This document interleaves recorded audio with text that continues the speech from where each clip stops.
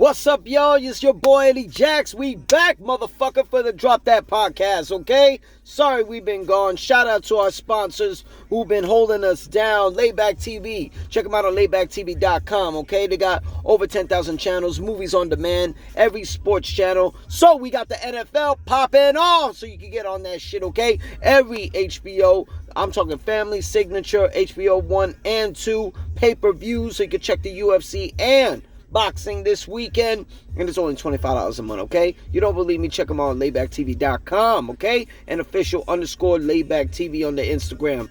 If you don't believe me, okay? Tell me your boy Eddie Jack sent you, alright? Now let's get into some motherfucking hip-hop talk. Whoa! It's been announced, alright? We had a fucking commercial. It went down. Apple Music, Rock Nation, the whole works. It's been announced. Kendrick Lamar is going to be headlining the Super Bowl 59 next year. And after don't get me wrong, that commercial was pretty fucking dope. You can hear the little jab that he threw at Drake. Drake has been down for some round 2 in the motherfucking the battle that he had with Kendrick. And Kendrick rebutted. You only got one opportunity to win a championship. There are no round 2s. So that was actually clever. But backlash has occurred. I'm talking everywhere. You know what I mean? The fans. Nicki Minaj has actually gave her take. Word is she's been going on X, formerly known as Twitter, destroying Jay-Z. Birdman is giving his opinion.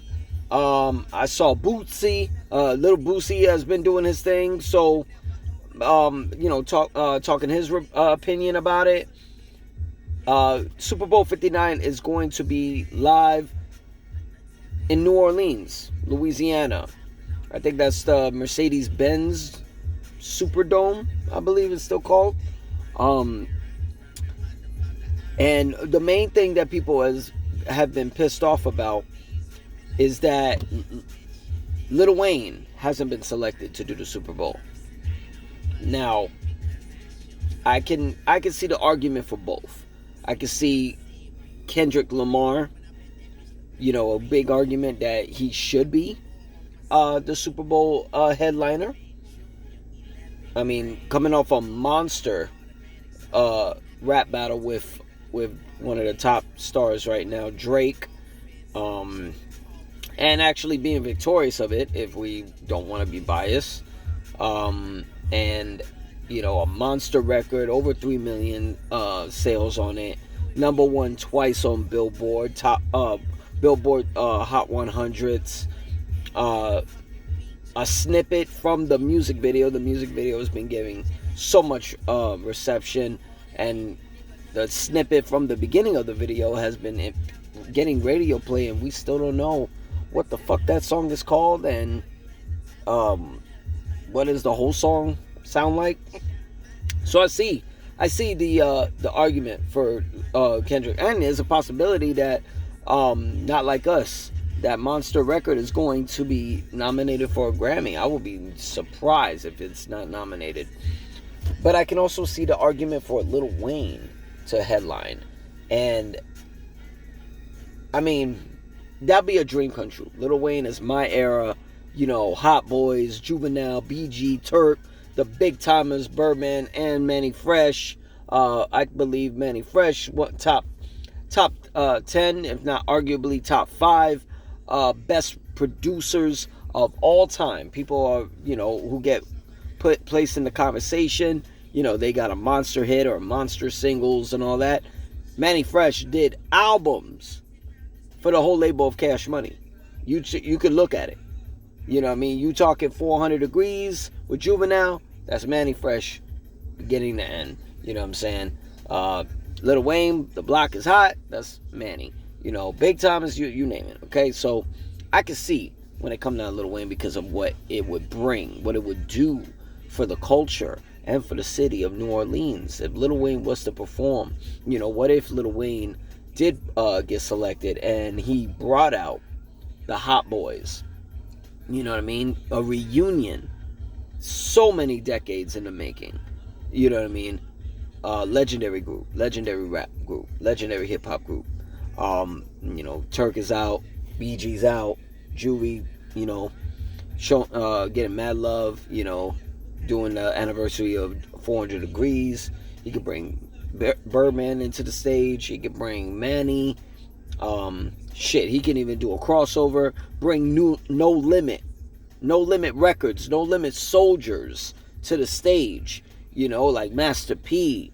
I think Mystical is locked up, so we're not adding him. We can, I don't know. You can make an argument for Snoop. C Murder is still locked up, so can't bring him. You can bring Silk the Shocker. I believe Mia X is still out there. There's a lot of shit. You know what I mean? There's a lot of shit you can do. So I could see, and it was announced that Little Weezy Fest in November was going down, and it was going to be the reunion of the Hot Boys. There's a kind of a discrepancy about it, of why Wayne wasn't selected, and we don't even know what behind the scenes was said. What I noticed in the backlash of Kendrick being announced as Super Bowl 59's halftime performance headlining artist, I noticed Wayne ain't said nothing.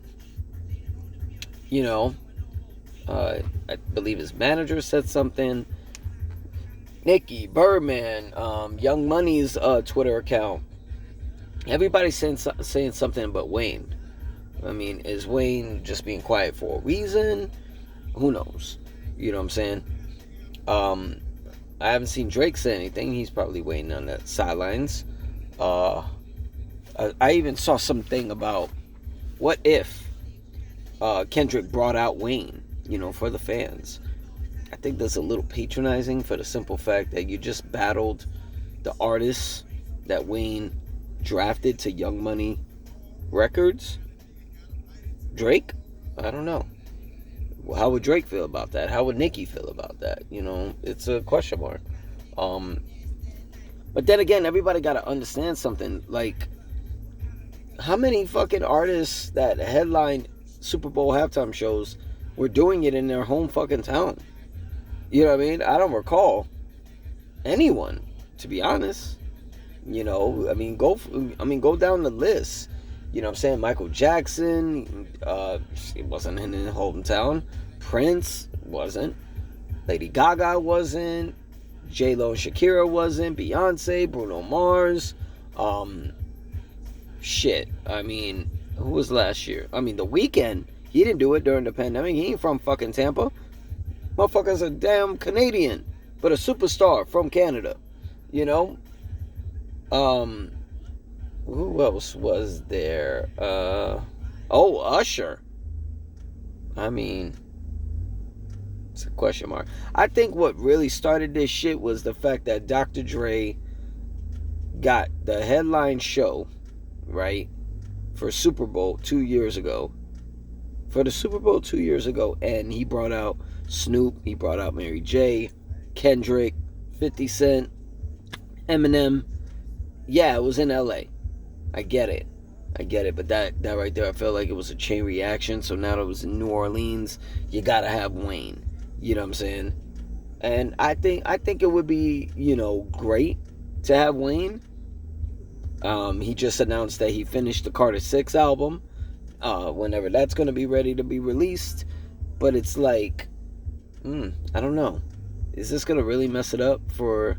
I don't even think there's gonna fucking make a difference when it comes down to Kendrick performing. I can see why people would want and don't want Kendrick. I can see why people would want and don't want Wayne. Wayne is, he deserves all his flowers while he's alive. You know what I mean? He's a legend. Fucking legend. Especially that era he dropped the Carter 3. I would never forget that shit. He fucking killed that entire year. You know what I mean? He swept the fucking Grammys of everything that he got. You know what I'm saying? Much, much deserved. So, I don't know. I don't know how Jay-Z gonna get out of this one. I think they should do a press conference and fucking talk about how that shit even occurred. That was even Wayne even a selection, especially with Master P as the entertainment ambassador. I think that was a waste. But who knows? Maybe they'll get it right, or maybe Kendrick's gonna fucking kill it, and everybody can shut the fuck up. But until then, I'm your boy Eddie Jackson. So Drop That Podcast. Y'all can check us out on YouTube.com/Drop That Podcast. Okay, we got more coming. All right, y'all stay alert. Y'all be safe. Click and subscribe. Y'all fucking know the deal. Comments are open if you want to talk shit or if you want to agree to disagree. Peace.